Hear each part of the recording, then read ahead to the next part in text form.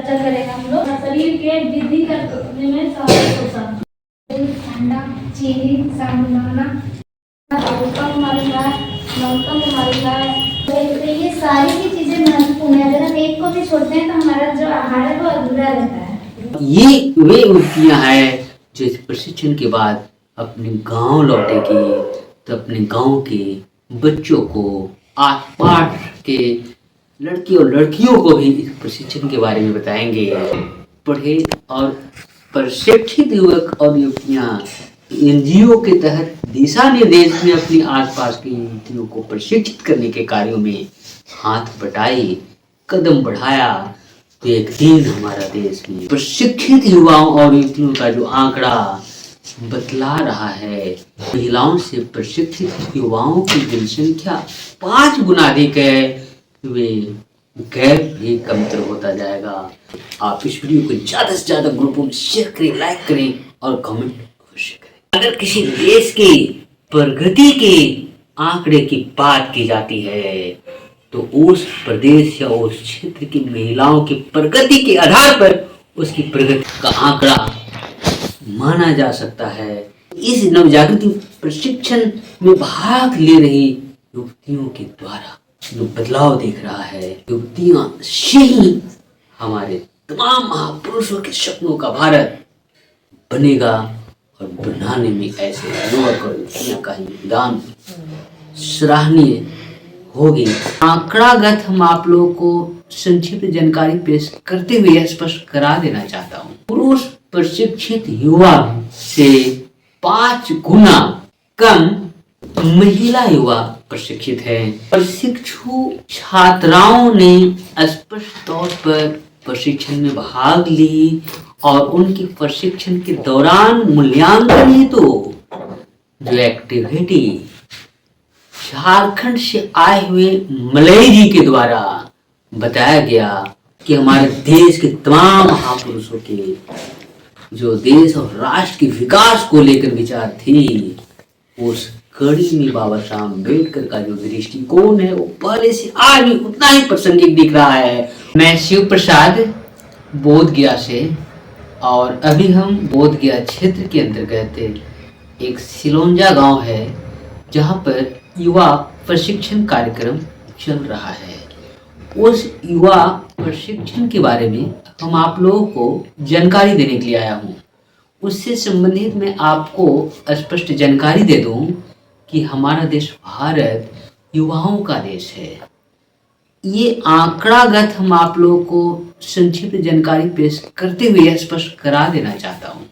जैसा कि डिजिटल जानकारी के आधार पर युवा जो 15 वर्ष से 29 वर्ष की आयु वाले हैं उसका प्रतिशत 27 से 28% है।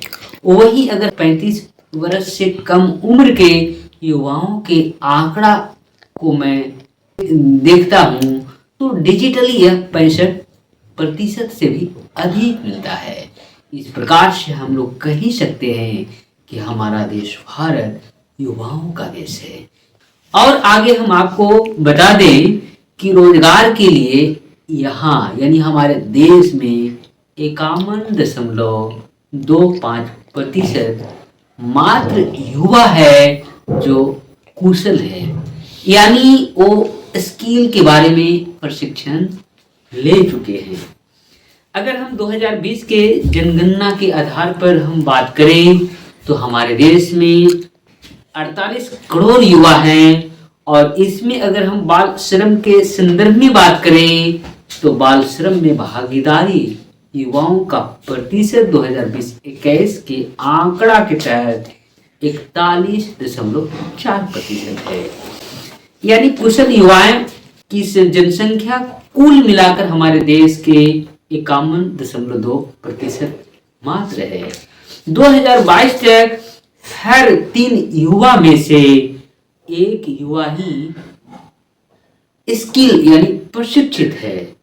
नॉट इन एजुकेशन, एम्प्लॉयमेंट और ट्रेनिंग की श्रेणी के अंतर्गत अगर हम बात करें तो 2022 तक के आंकड़ा के आधार पर 3 में से मात्र 1 युवा ही प्रशिक्षित है। तो अब हम स्पष्ट तौर पर कह सकते हैं कि हमारा देश भारत युवाओं का देश है और यहाँ प्रशिक्षित युवाओं में पुरुष प्रशिक्षित युवा से 5 गुना कम महिला युवा प्रशिक्षित है।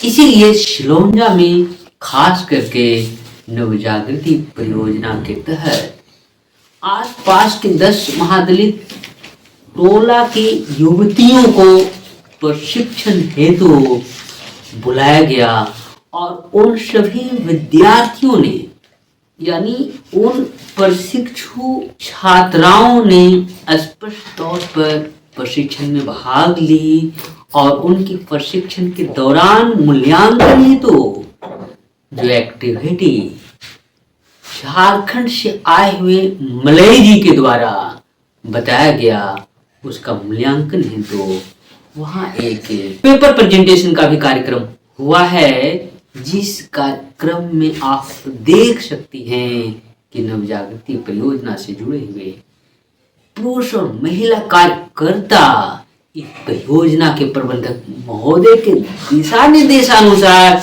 इसमें शामिल होकर इन सभी युवतियों को प्रेजेंटेशन की समझ बेहतर से बेहतर कैसे हो इसके लिए वे उनके साथ बैठकर प्रेजेंटेशन के पेपर बनाने में सहयोग कर रही हैं।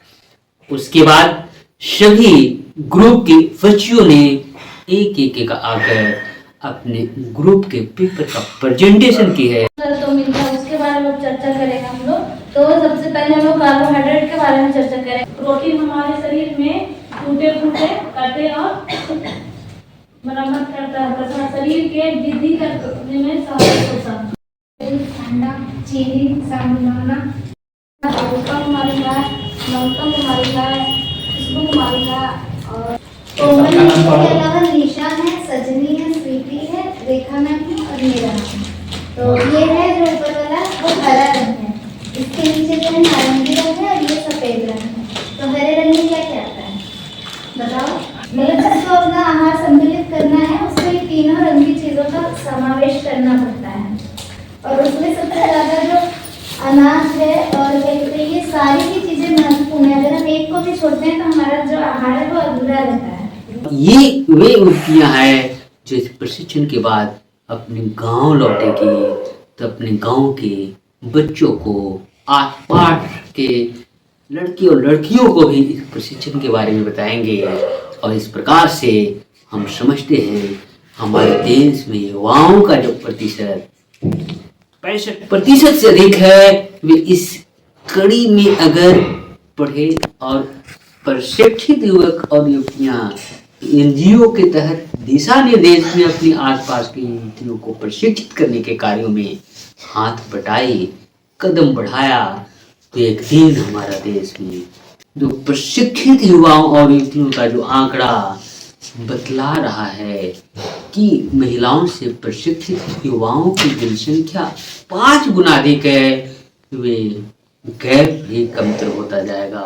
उनके प्रशिक्षित जो आंकड़ा बराबर होगा तो हमारा देश में विकास का जो स्तर है उसमें महिला पुरुष दोनों की भागीदारी समान तौर पर देखी जाएगी। और मैं समझता हूँ कि अगर किसी देश की प्रगति के आंकड़े की बात की जाती है तो उस प्रदेश या उस क्षेत्र की महिलाओं की प्रगति के आधार पर उसकी प्रगति का आंकड़ा माना जा सकता है कि यह देश या क्षेत्र कितना प्रगति किया है। इस प्रकार से हम समझते हैं कि हमारे देश के तमाम महापुरुषों के जो देश और राष्ट्र के विकास को लेकर विचार थी उस कड़ी में बाबा साहब अम्बेडकर का जो दृष्टिकोण है वो पहले से आज भी उतना ही प्रासंगिक दिख रहा है और उसी दिशा में तमाम संस्थान और खास करके मैं बोध गया की बात करूं तो इस नवजागृति प्रशिक्षण में भाग ले रही युवतियों के द्वारा जो बदलाव दिख रहा है ये बदलाव में ऐसे युवतियां से ही हमारे तमाम महापुरुषों के सपनों का भारत बनेगा और बनाने में ऐसे युवक और युवतियों का योगदान सराहनीय होगी। इसी के साथ हम इस वीडियो क्लिप को ओवर कर रहे हैं। आप तमाम लोगों को इस वीडियो क्लिप को लेकर के जो भी क्रिया प्रतिक्रिया आ रही है उसे आप कमेंट बॉक्स में अवश्य लिखें। आप इस वीडियो को ज़्यादा से ज़्यादा ग्रुपों में शेयर करें, लाइक करें और कमेंट